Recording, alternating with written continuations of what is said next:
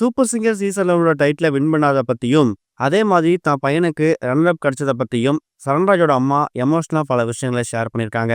அதோட விவரத்த இந்த இதுல பார்க்க போறோம். கடந்த வாரம் ஞாயிற்றுக்கிழமை சூப்பர் சிங்கர் சீசன் 11க்கான கிராண்ட் ஃபைனல் நடந்து முடிஞ்சிருக்குது. இதுல எல்லாருமே எதிர்பார்த்துட்டு இருந்த நிக்கிலுக்கு டைட்டில் வின்னர் கிடைச்சிருக்குது.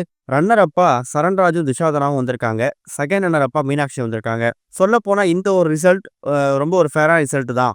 அதுலயும் ஒரு டிசர்விங்கான கண்டஸ்டன்ட்டுக்கு தான் இந்த ஒரு டைட்டில் போயிருக்கு அப்படிங்கிற மாதிரி பல பேர் பல வாழ்த்துக்கள் தெரிவிக்கிறாங்க. இன்னொரு பக்கம் சரண்ராஜாவும் டைட்டில் வின் பண்ணியிருக்கலாம்.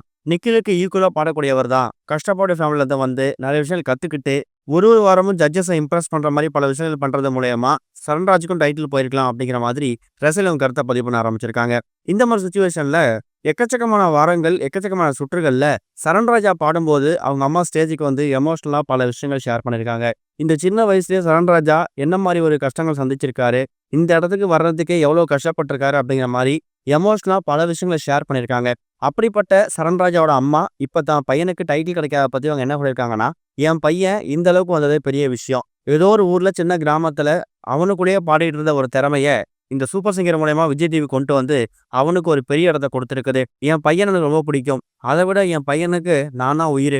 நான் என்ன சொன்னாலும் அந்த பேச்சை தட்டவே மாட்டான். இந்த ஷோல கலந்துக்கிட்டு உன்னால கண்டிப்பா ஜெயிக்க முடியும் அப்படின்னு நான் உத்வேகம் கொடுத்தேன். அதுக்கேத்த மாதிரி முழு முயற்சியை போட்டு அவன் பாடி இன்னைக்கு இந்த இடத்துக்கு வந்து நிக்கிறான். நிக்கில் தம்பி ஜெயிச்சது ரொம்ப ரொம்ப சந்தோஷம்.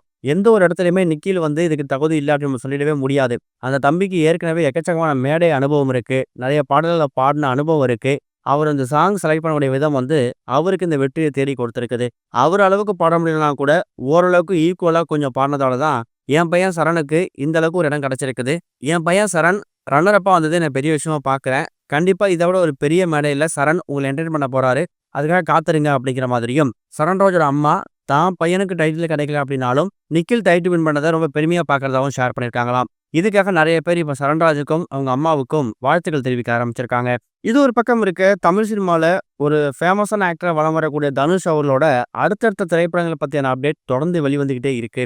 இப்ப ரீசெண்டா போர் தொழில் படத்தோட இயக்குனர் விக்னேஷ் ராஜா இயக்கத்துல கர அப்படிங்கிற படத்தை நடிச்சு முடிச்சிருக்காரு. அடுத்ததா அமரன் படத்தோட இயக்குனர் ராஜ்குமார் பெரியசாமி இவரோட டைரக்ஷன்ல ஒரு பெரிய ப்ராஜெக்ட் நடிக்க போறாரு. மம்முட்டி, ஸ்ரீலீலா, சாய் பல்லவி அப்படிங்கிற மாதிரி ஒரு மிகப்பெரிய நட்சத்திர பட்டாளமே இந்த படத்தை நடிக்க போறாங்க. இது வந்து D55 அப்படிங்கிற மாதிரி அழைக்கப்படுது. இந்த படத்துக்கு சாய் அபியங்கர் இசையமைக்க போறாரு.